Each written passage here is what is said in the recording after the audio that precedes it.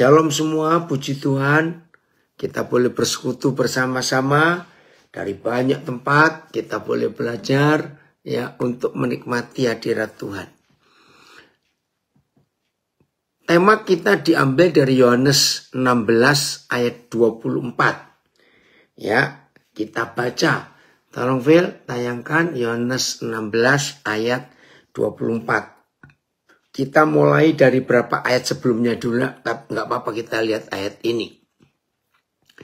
Ya, Yohanes 16 ayat 24. Sampai sekarang kamu belum meminta sesuatu pun dalam namaku. Mintalah maka kamu akan menerima. Supaya penuhlah sukacitamu. TSI-nya, Phil. TSI-nya. Ya. TSI-nya. Sampai sekarang kamu belum meminta apapun dari Bapa untuk memuliakan aku. Mintalah hal-hal yang memuliakan aku, maka kamu akan menerimanya. Dengan demikian, kamu akan sungguh-sungguh merasakan sukacita. Oke ya, saya akan pakai terjemahan sederhana Indonesia. Wow, dari Jerman sudah gabung ya. Saya akan pakai terjemahan sederhana Indonesia TSI ini. Saya baca lagi. Sampai sekarang kamu belum meminta apapun dari Bapa untuk memuliakan aku. Ya, ini Yohanes 16:24. Mintalah hal-hal yang memuliakan aku. Ini jadi penekanannya. Maka kamu akan menerimanya. Dengan demikian, kamu akan sungguh-sungguh merasakan sukacitamu. Maka dengan demikian, penuhlah sukacitamu. Nah, ini tema kita. Ini kan sekalian sudah balik belum ke Tegal? Ya. Saudara, selama ini bahkan 90% lebih, maaf saya, kalau kita mendengar khotbah-khotbah, baik langsung waktu ibadah di gereja, kita mendengar khotbah-khotbah di sosial media, maaf 90% lebih penekanannya. Saudara percayalah, Tuhan mendengar doa kita. Dia akan menjawab doa kita. Oh, dia berjanji luar biasa. Mintalah, mintalah. Maaf, sampai bosan rasanya. Kalau kita mendengar khotbah-khotbah semacam itu, sepertinya Bapa kita di surga itu nggak ada kerjaan lain selain memberi. Kalau ketika kita meminta, orang hebat dari Solo, Pak Freddy Tambayong Kapung. Saya ulangi ya saudara. Menurut terjemahan sederhana Indonesia, Yohanes 16 ayat 24 ini.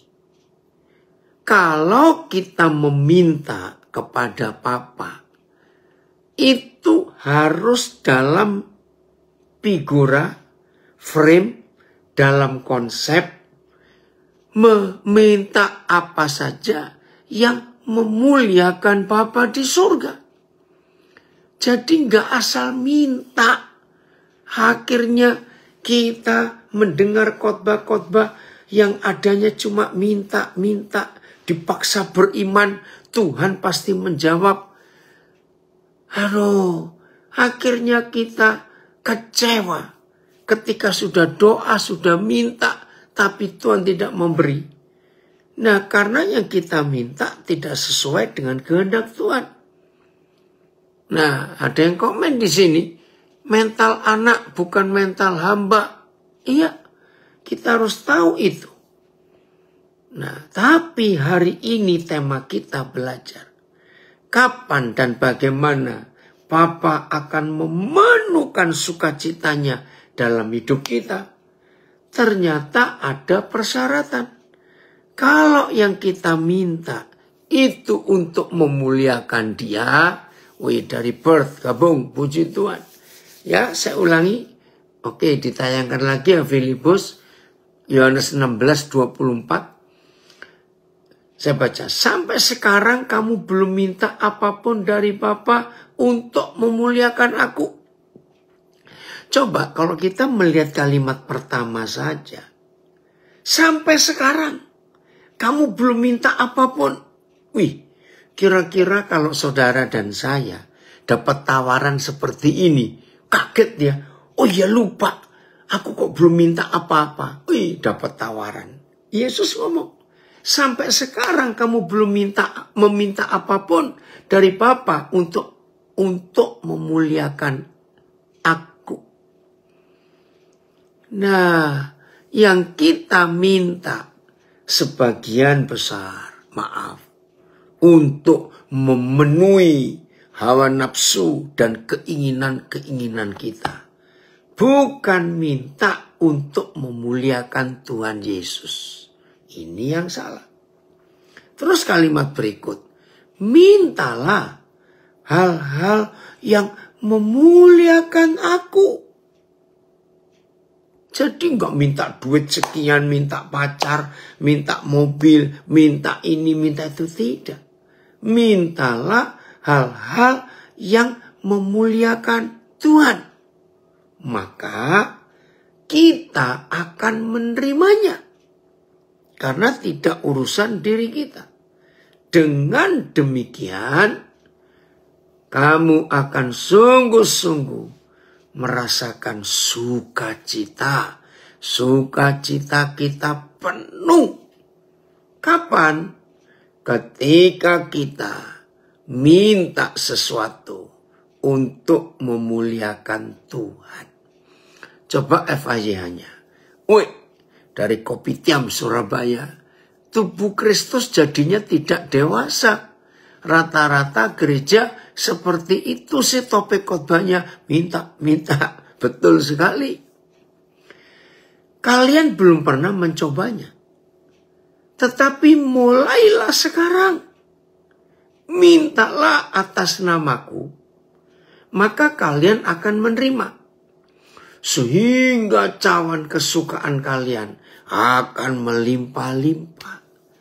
Betul saudara. Kalau kita merenungkan firman ini, maaf, betapa banyak salah selama ini. Hamba-hamba Tuhan yang berkhotbah tentang minta, tapi tidak konteksnya dari hati Tuhan. Tapi minta untuk menghabiskan hawa nafsu kita. Aduh, ngeri sekali. Mari kita lihat Yakobus 4. Ya, jelas sekali dalam Yakobus 4. Satu terjemahan aja, Phil. Yakobus pasal 4 mulai ayat 1. Ya, kita harus tahu ini. Yakobus 4. Ya, mulai ayat 1. Judulnya menakutkan. Hawa nafsu dan persahabatan dengan dunia. Aduh, sudah hawa nafsu, persahabatan dengan dunia lagi. Lengkap dosa ini kalau kita salah. Dari manakah datangnya sengketa dan pertengkaran di antara kamu? Bukankah datangnya dari hawa nafsumu yang saling berjuang dalam tubuhmu?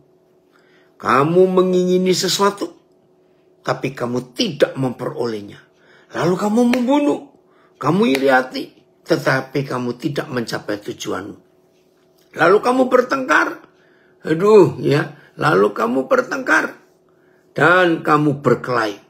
Kamu tidak memperoleh apa-apa, karena kamu tidak berdoa. Nah ini dia. Ayat 3, Yakobus 4.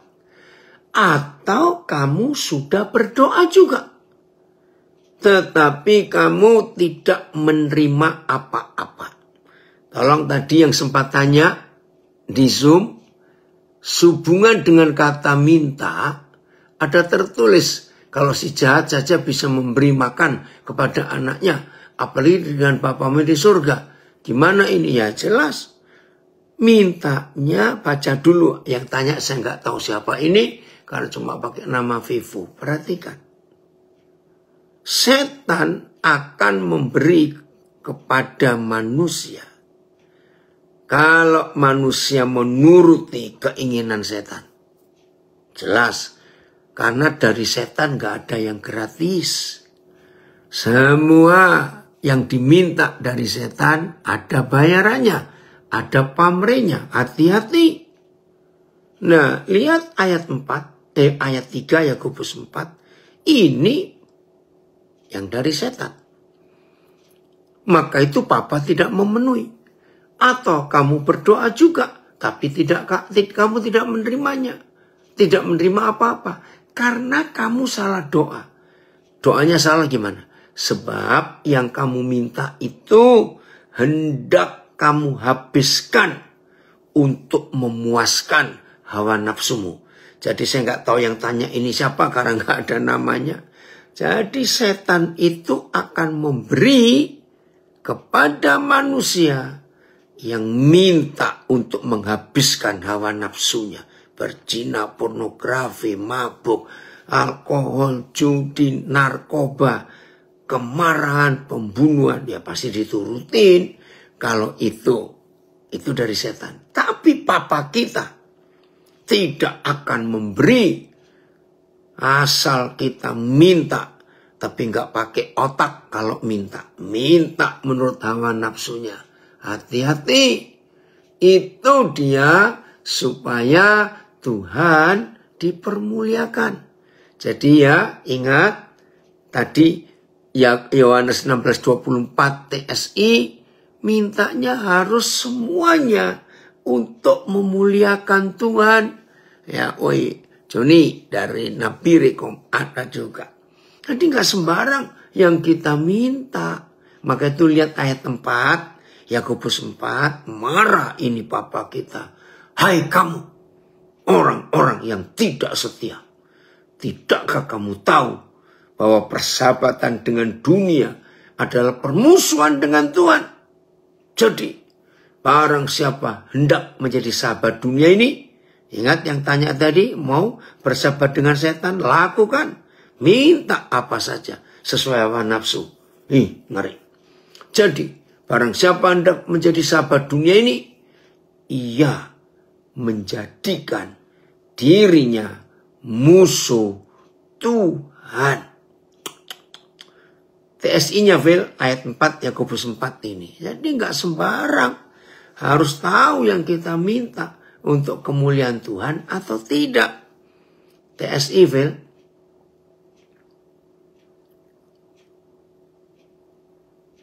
ya. Orang yang seperti itu, ngeri nih TSI-nya. Orang yang seperti itu sama saja dengan pelacur.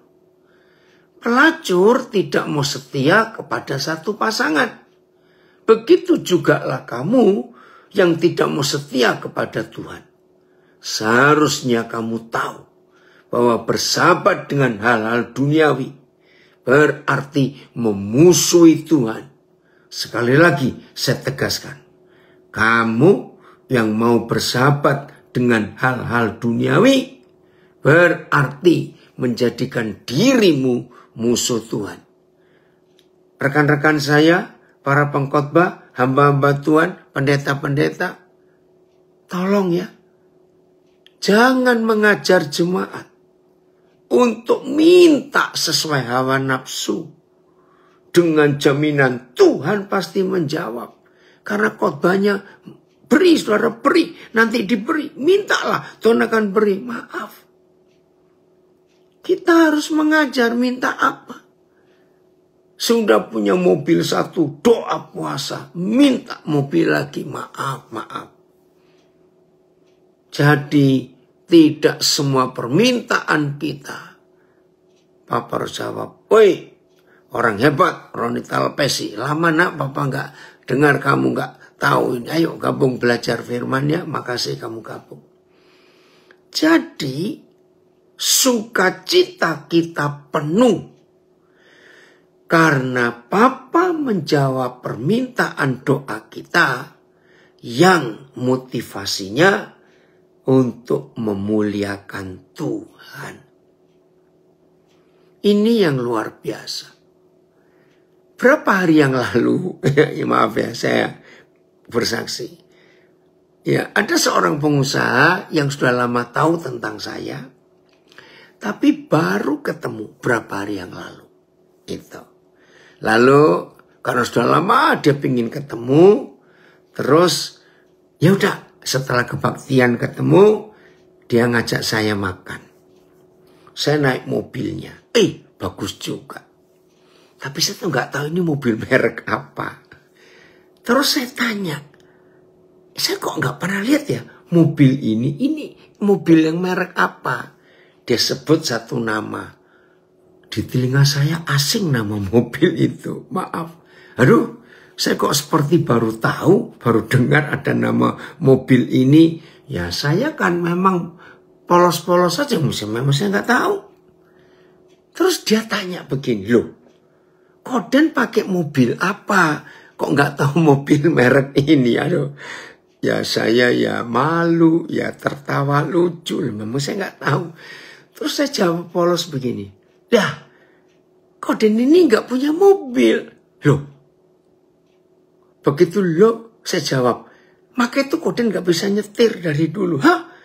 Koden nggak bisa nyetir mobil? Nggak bisa. Saudara, saya nggak tahu dia mikir apa.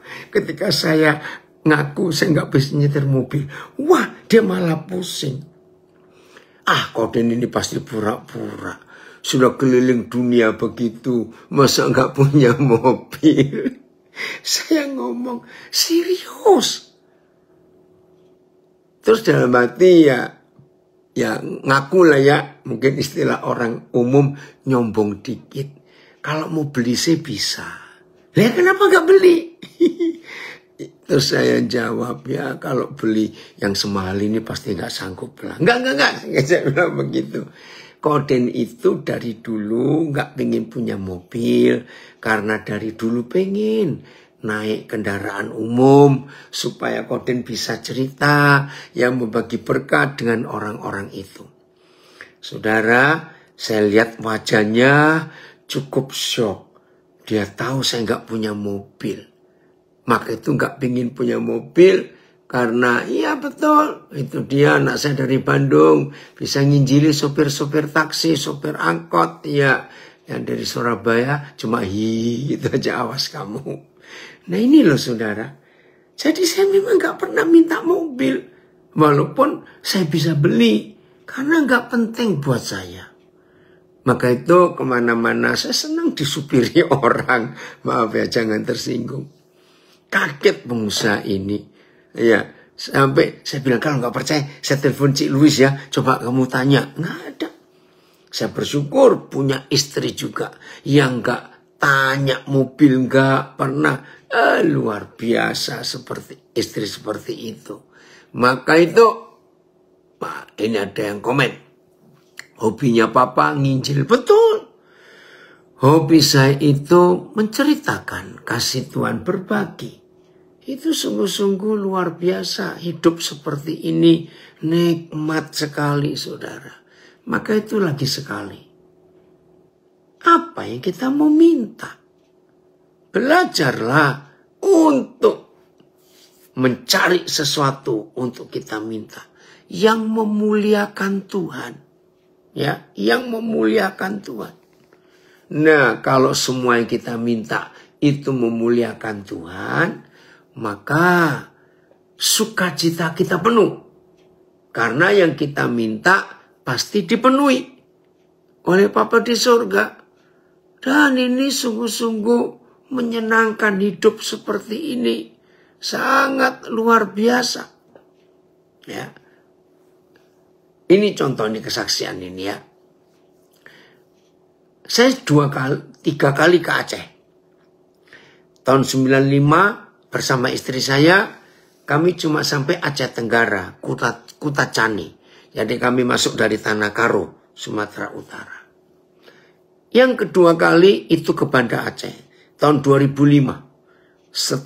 hampir setahun setelah tsunami, ya, saya mengunjungi beberapa anak-anak saya yang jadi relawan setelah tsunami itu. Jadi nggak ada pelayanan. Baru yang kemarin, tanggal 8 Oktober, saya ke Aceh ketiga kalinya. Nah itu baru ada pelayanan. Tapi itu pun, aduh ribet sekali. Ribetnya bukan karena yang lain. Karena beberapa saudara yang saya hubungi itu takut. Dari bulan Maret kalau nggak salah tahun ini, nggak jadi. Bulan apalagi nggak jadi. Bulan apalagi nggak jadi. Nah akhirnya setelah mereka jadi anak-anak saya, manggil papa, saya desak. Tidak bisa, harus diadakan. Ya akhirnya diadakan. Betul-betul. Jauh di luar perkiraan mereka, juga jauh di luar perkiraan saya. Tuhan bekerja jauh lebih luar biasa dari yang kami pikirkan. 8 Oktober, 9, 10 Oktober, 3 hari. Wah, Tuhan melawat luar biasa. Nah, saudara, jadi saya rencana akan secepatnya untuk balik karena betul-betul luar biasa. Nah, tanggal 11 saya harus sampai Medan. Itu hari Sabtu. Ternyata saya baru tahu. Jadi terlambat tahunya. Kalau dari Banda Aceh ke Medan hari Sabtu itu tidak ada pesawat langsung. Jadi kalau ada orang mau naik pesawat dari Banda Aceh ke Medan hari Sabtu, hanya ada 2 pilihan. Satu, dengar pilihannya ini gak enak semua. Satu, Banda Aceh Kuala Lumpur, baru Medan. Hah? Saya bingung. Atau pilihan kedua, Banda Aceh Jakarta, bayangkan. Terus Jakarta Medan. Loh, terus gimana? Nah, anak-anak saya bilang, ya jalan darat Pak. Oh ya, saya belum pernah itu. Ya jalan darat dari Banda Aceh ke Medan. Dalam hati saya, wah saya ini senang jalan. Apalagi daerah yang saya belum lalui. Apalagi saya mau nyoba tolnya Jokowi. Walaupun nggak penuh tolnya itu. Ya udahlah, naik mobil saja. Nah saya kan polos-polos saja. Anak-anak bilang, Pak, itu paling dikit 12 jam bisa 15 jam. Hah? Saya kaget saudara. Karena jam 6 sore hari Sabtu tanggal 11 di Medan itu ada pelayanan. Coba bayangkan, ngomong aja 12 jam. Tapi nggak mungkin bisa pas 12 jam.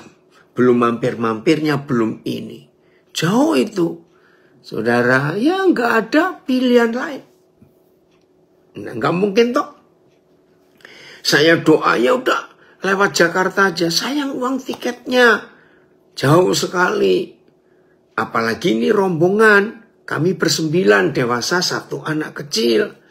Ya udah. Akhirnya charter mobil. Bayangkan. Yang isi 12 kursi.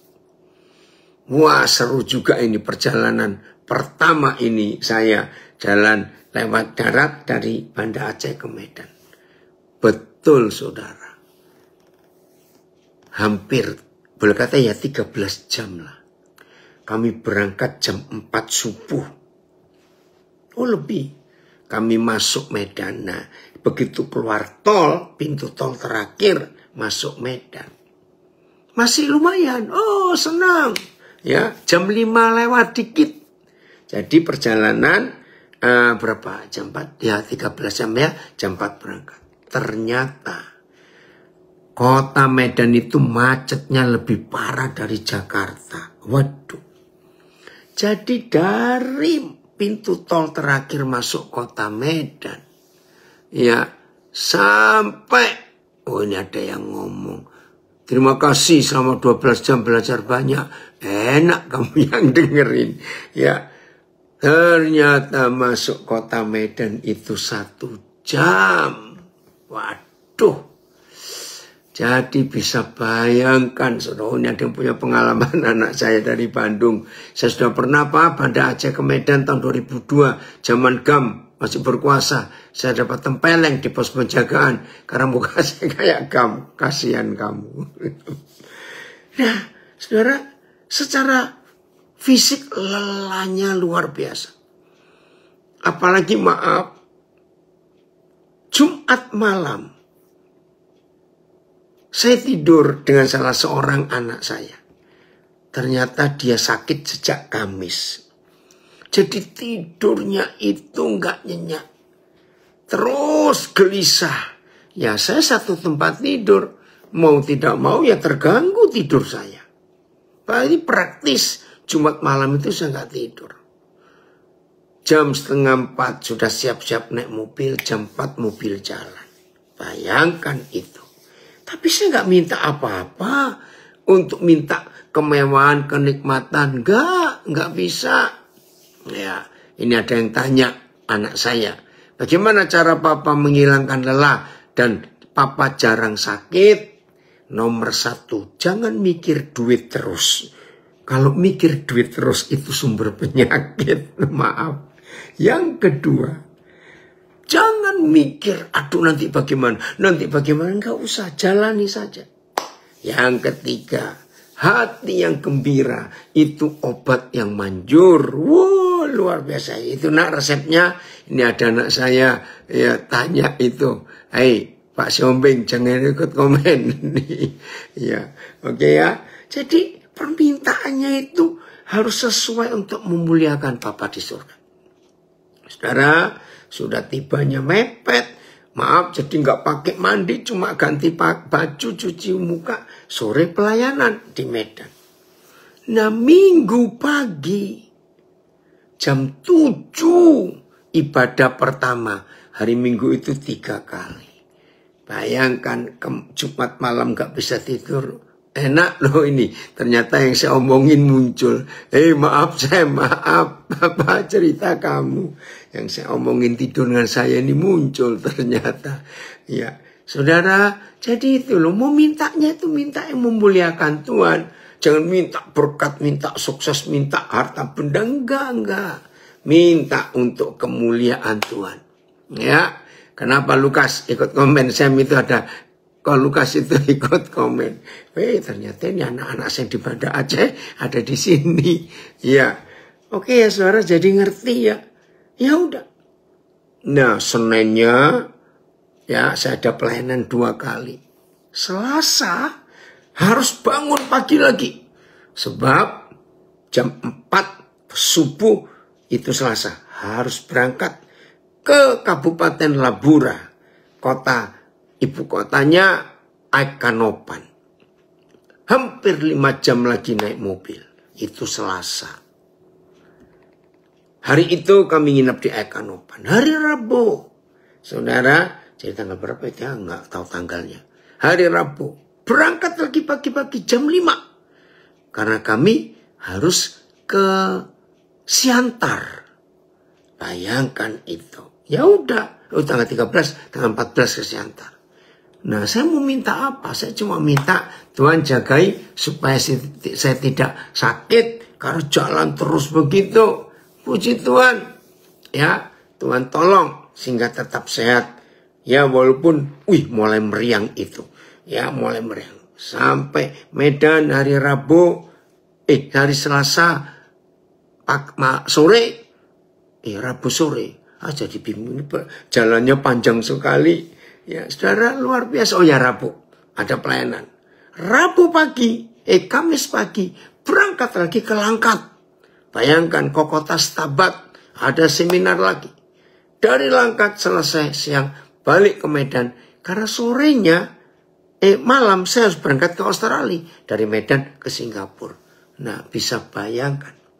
Jadi kesaksian saya ini, saya nggak minta kemewahan, saya tidak minta kenikmatan, walaupun perjalanan pelayanan begitu padat. Ya, Tuhan berikan. Oh, terima kasih. Ini dia promotor saya di Medan, Pendeta Petrus Purba. Ya, tanggal 15 ya. Terus tanggal 16 saya ke Australia sampai hari ini. Jadi permintaannya ini harus untuk memuliakan Tuhan. Dan saudara lihat, saya tetap sukacita. Luar biasa. Hari ini, maaf saya cuma cerita lagi. 4 kali saya Zoom mengajar dari pagi tadi. Nah ini Australia bedanya 4 jam dengan WIB. Jadi sekarang sudah hampir jam 1 ini. Ya, 4 jam, enggak apa-apa. Saudara lihat saya tetap sukacita 4 kali Zoom hari ini. Ya, tapi Tuhan menjaga luar biasa. Maka itu kalau kita memenuhi keinginan Tuhan, kita minta sesuai dengan yang Papa mau, wah hidup ini luar biasa. Phil, coba lagi nih karena ada beberapa yang baru gabung. Ya, Yohanes 16 ayat 24 yang TSI tadi. Menyenangkan.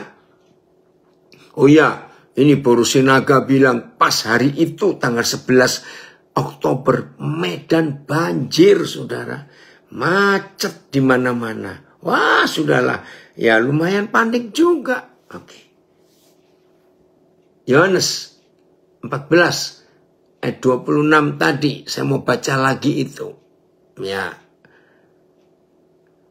Amang Siombing dari Medan. Sayang kamu gak ikut ke Langkat hari itu, nak. Ayat 24.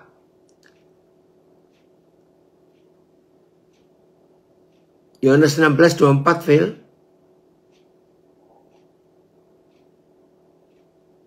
Ya, TSI-nya. TSI-nya ya.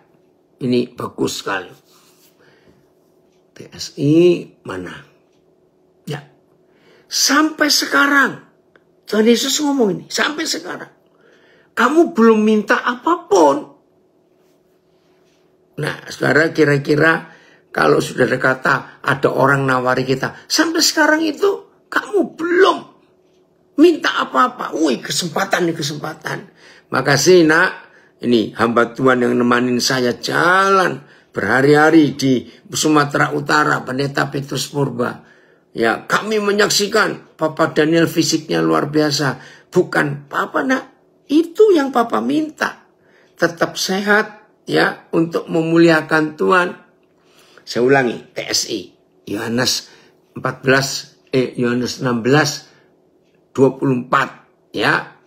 Sampai sekarang kamu belum minta apapun dari Bapa untuk memuliakan aku. Jangan lupa, yang kita minta harus untuk memuliakan Tuhan Yesus. Mintalah hal-hal yang memuliakan aku. Ditawari, diberi kesempatan, dapat privilege, mintalah hal-hal yang memuliakan aku. Maka kamu akan menerimanya. Haleluya. Jadi yang dijamin dapat. Bukan minta yang aneh-aneh. Minta berlian, cincin, emas, mobil, rumah, enggak. Minta yang memuliakan Tuhan. Itu nggak apa-apa, nggak pakai masker, sehat kok, aman itu, nggak penting. Penjagaan Tuhan luar biasa, oke ya. Kalau yang kita minta itu hal-hal yang memuliakan Tuhan Yesus, lihat kalimat berikut. Maka kamu akan menerimanya. Wih. Ini jaminan. Maka itu kalau kita minta untuk memuliakan Tuhan Yesus diberi. Nah itu buktinya. Saudara dengar tadi perjalanan saya begitu luar biasa. Tuhan tolong. Terima kasih Bapak untuk memuliakan Dia. Terus kalimat terakhir. Dengan demikian. Kamu akan sungguh-sungguh merasakan sukacita. Kamu sungguh-sungguh akan merasakan sukacita. Nah ini tema yang dipilih oleh Osaka. Supaya sukacitamu penuh. Haleluya. Jadi menyenangkan. Betul ya Pak Tikoalu? Amin. Nah, ayo mulai hari ini kita tahu apa yang kita minta. Yohanes 15 ayat 7. Ya, Yohanes 15 ayat 7. Berapa terjemahan Phil? Nah, sering salah kita anak-anak Tuhan minta ini, sering salah.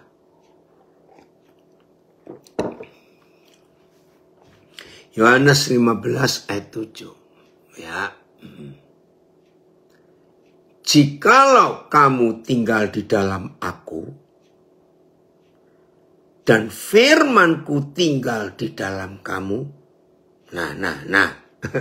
Maaf, tidak sedikit pengkhotbah salah mengkhotbahkan ayat ini. Mintalah apa saja yang kamu kehendaki.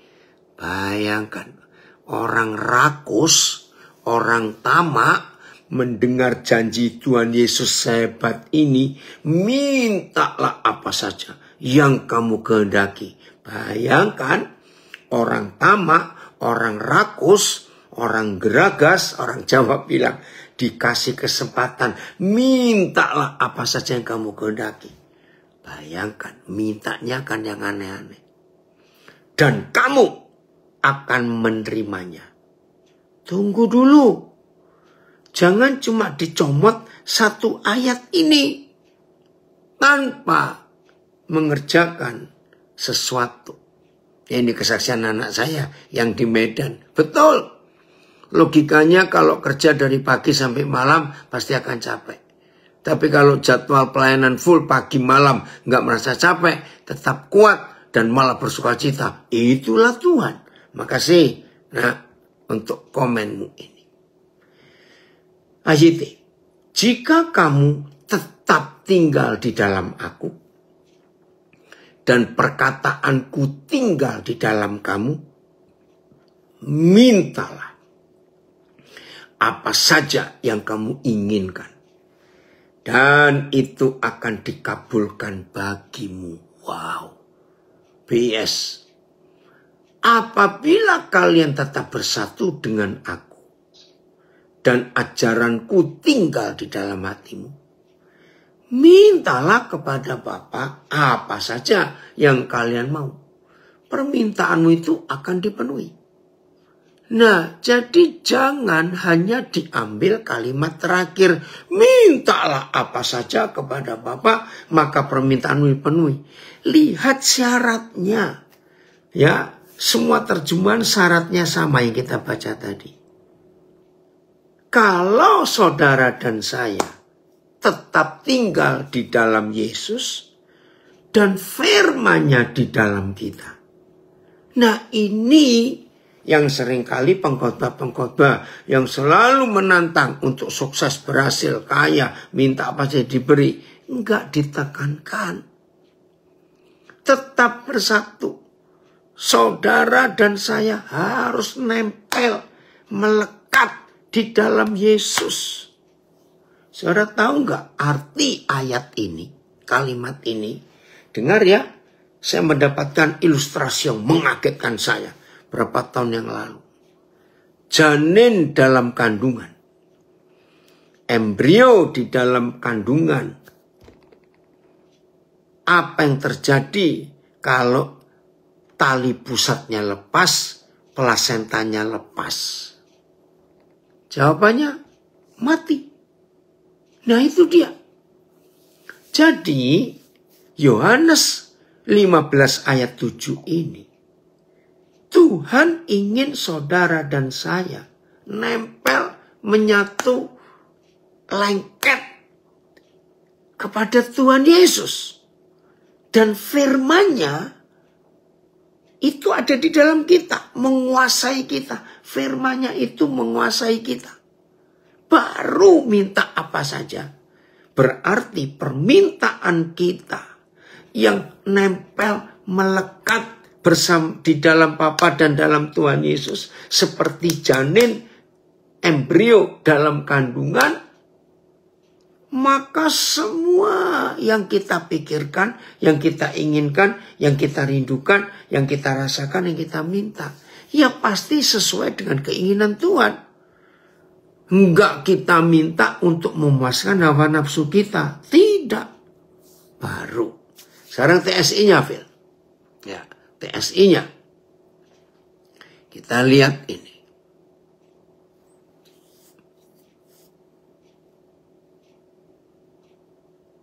Betul, tidak ada kehidupan kalau bayi itu lepas, plasentanya lepas. Ya. Ayo kita lihat ini. TSI ya, Yohanes 15 ayat 7. Kalau kamu tetap hidup bersatu dengan aku, perhatikan persyaratannya, kalau kita tetap hidup bersatu dengan Tuhan Yesus, dan ajaranku kalau saya pakai istilah umum faham, ya ada komunisme, ya ada hedonisme, isme itu faham. Jadi ajaran Tuhan Yesus itu fahamnya Tuhan Yesus.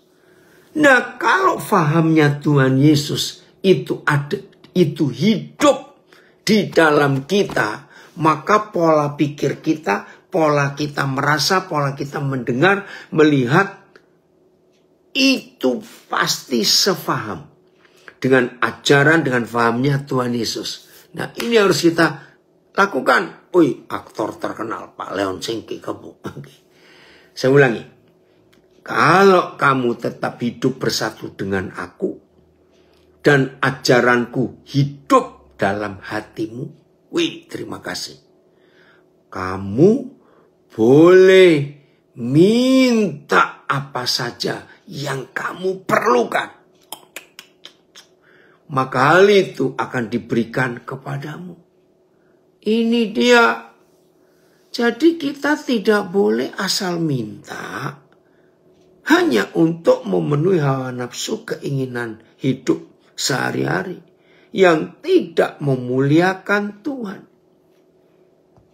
Jadi sukacita kita pasti penuh ketika yang kita minta itu sesuai dengan kehendak Tuhan.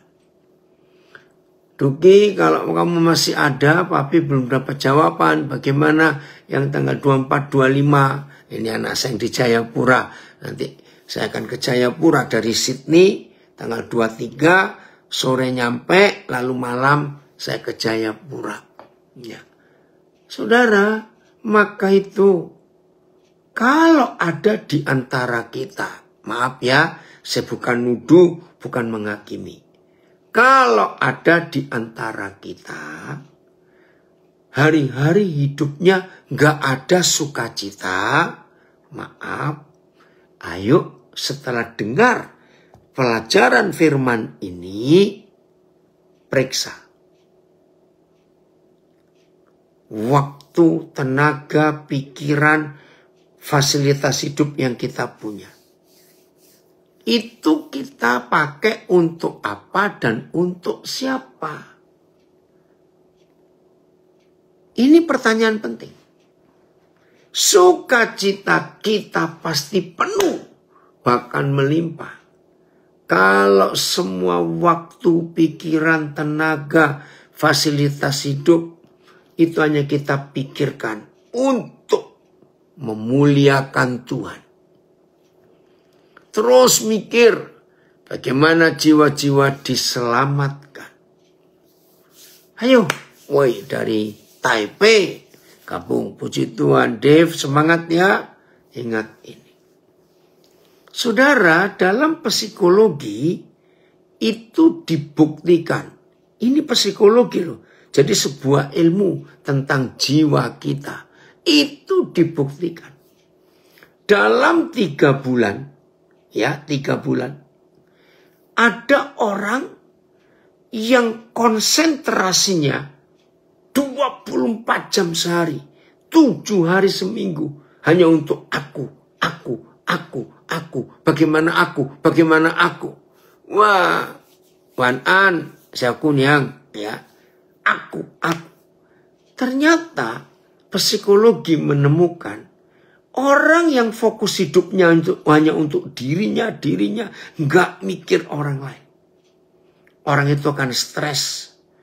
Orang itu metabolisme tubuhnya akan kacau. Penyakitnya muncul yang enggak-enggak. Dan diperkirakan dalam 3 bulan kemungkinan orang itu meninggal. Karena organ tubuhnya rusak. Semuanya mikirkan aku. Orang yang mikir aku, dia akan banyak khawatir, banyak takut. Mengkhawatirkan dirinya, nanti bagaimana. Terus begitu. Nah saudara, maka itu pelajaran dari Bapa di surga. Selalu mengingatkan kita, jangan hidup egois. Ingat yang lain, yang kita harus bisa jadi berkat buat banyak orang itu. Nah ini salah satu bentuk bagaimana kita memuliakan Tuhan Yesus. Karena hanya ini yang tercatat di Yohanes 16 ayat 24. Bahwa kalau kita hidup memuliakan Tuhan, minta apa saja yang tujuannya untuk memuliakan Tuhan, maka hidup ini sehat. Minta apa saja diberi. Karena permintaan kita yang fokusnya hanya untuk melakukan kehendak Tuhan, maka yang kita minta enggak aneh-aneh. Dan hidup ini jadi tenang, jadi bahagia. Pasti sukacita kita penuh. Keren ya? Apa yang Papa ajarkan kepada kita ini? Sungguh. Maka itu ketika ada beberapa orang yang melihat cara saya hidup. Ada beberapa yang beri penilaian. Dan ini biasanya pengusaha-pengusaha itu. Kalau orang berkata untung, nanti untung berapa? Bisnis ngitung untung. Itu pasti masalah uang. Dan orang melihat cara saya hidup. Uang buat saya bukan tujuan, justru alat. Perhatikan. Ini menurut Lukas 16 ayat 9. Uang itu bukan tujuan, tapi alat. Orang yang harus dipulihkan itu tujuan. Nah, kalau saudara dan saya bisa memperalat alat, ngerti istilahnya? Kalau saudara dan saya bisa memperalat sebuah alat, apa tadi alat itu? Tools, uang. Nah, karena untung buat saya itu bukan uang, tapi jiwa-jiwa yang diselamatkan, hidup yang diubahkan,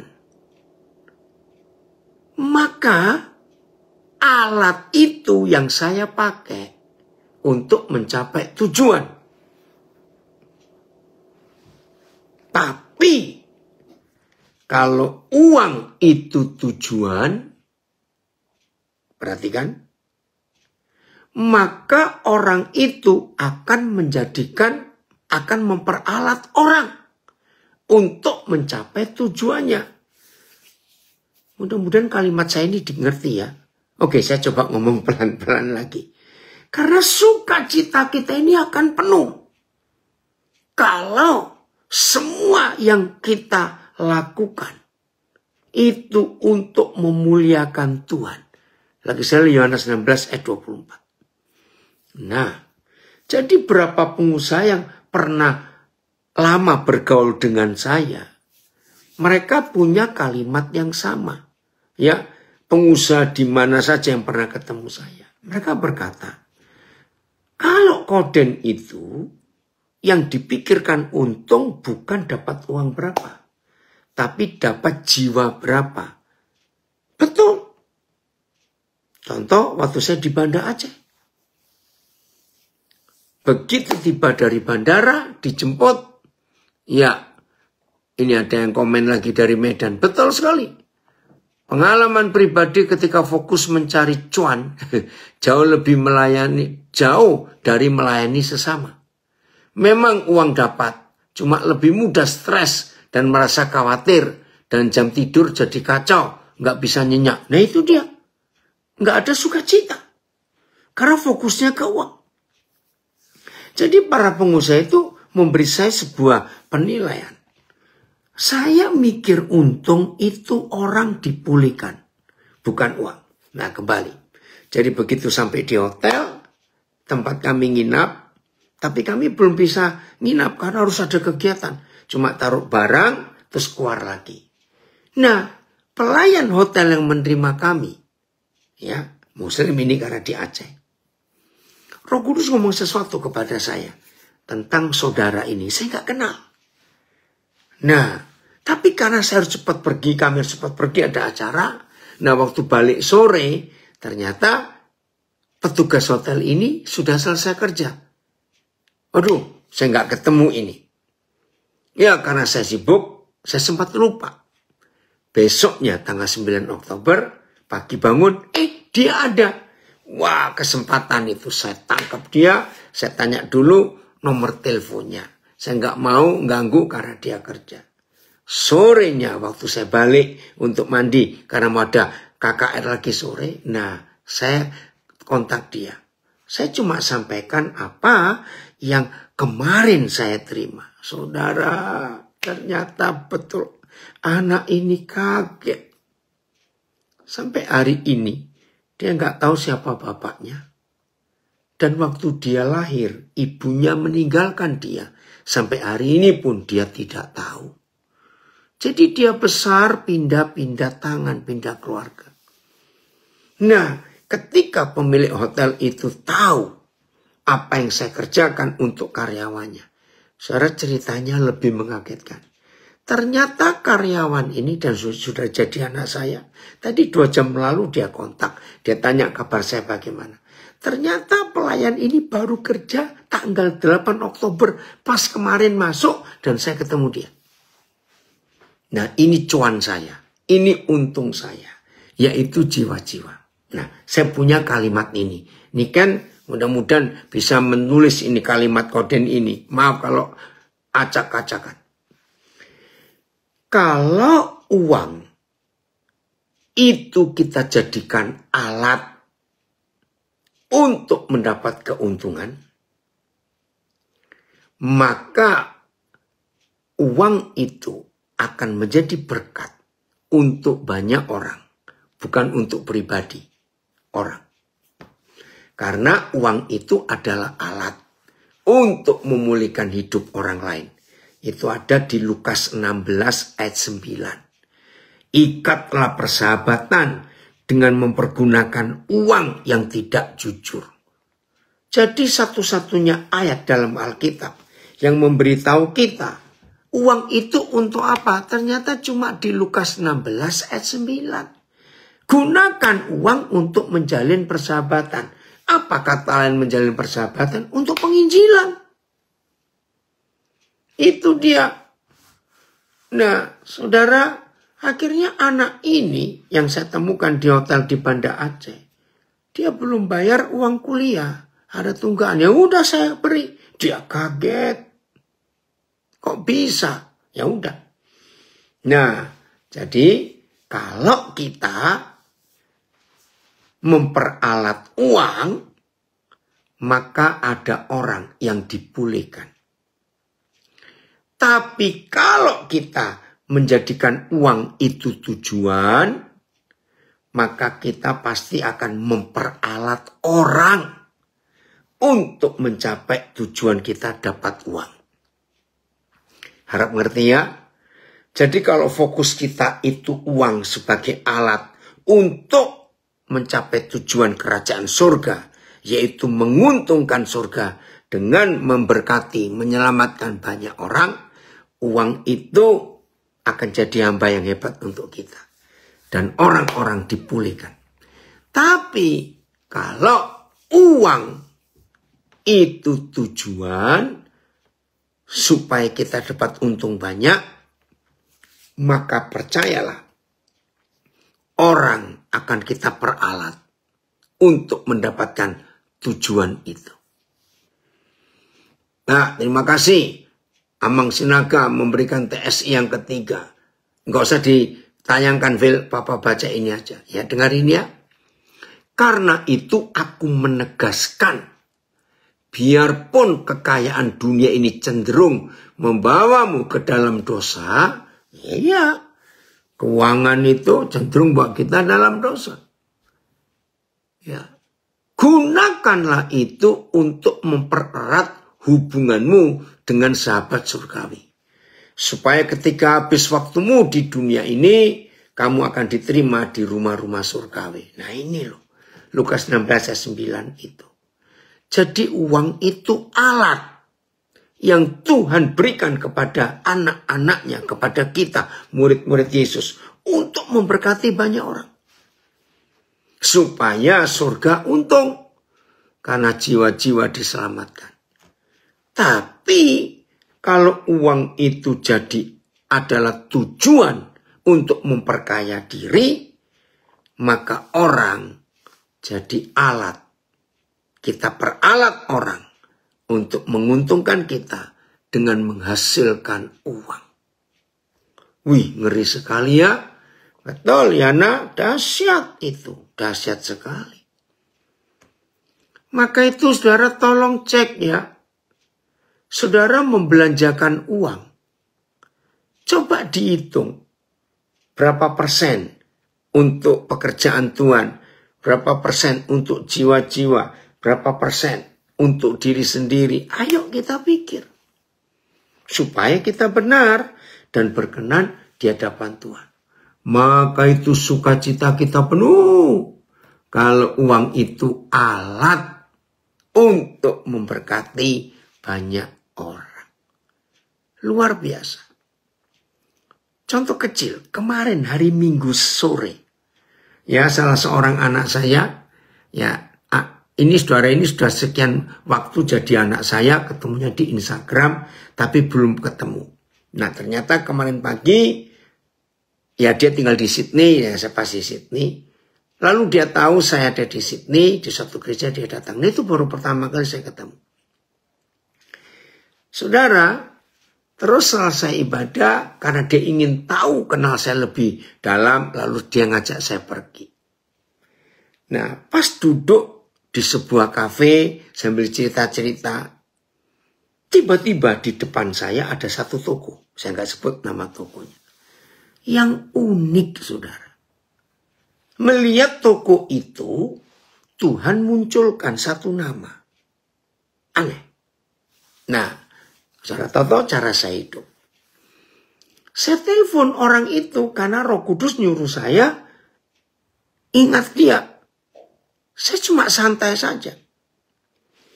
Terus, halo, lagi apa? Dia bilang, aduh saya lagi repot benar ngurus mama yang jatuh karena tiba-tiba kena stroke ringan.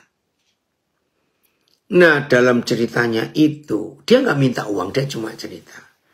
Akhirnya, keuangan kami jadi berat. Karena biaya untuk mama ini nggak tanggung-tanggung. Aduh, ya udah ya, kita percaya Tuhan pasti. Ya, Tuhan lindungi. Ya cuma saya berkorban. Ya udah. Saya tuh mau ngomong tentang toko itu, aduh saya kok jadi nggak enak. Tapi Roh Kudus suruh. Saya lagi di toko ini. Hah? Dia kaget, saudara. Ternyata ada satu produk dari toko itu yang dia perlu. Dan dia perlu itu sejak 6 bulan yang lalu. Saudara, waktu saya telepon dia tentang toko itu, dia itu nangis. Lu kenapa kok telepon tentang ini? Lu ya nggak tahu juga. Karena Roh Kudus yang nyuruh. Saudara, lihat. Terus dia cerita. Dia ngomong ke suaminya juga. Aduh, bagaimana ya aku bisa dapat barang ini? Keuangan begini. Saudara, dia nangis.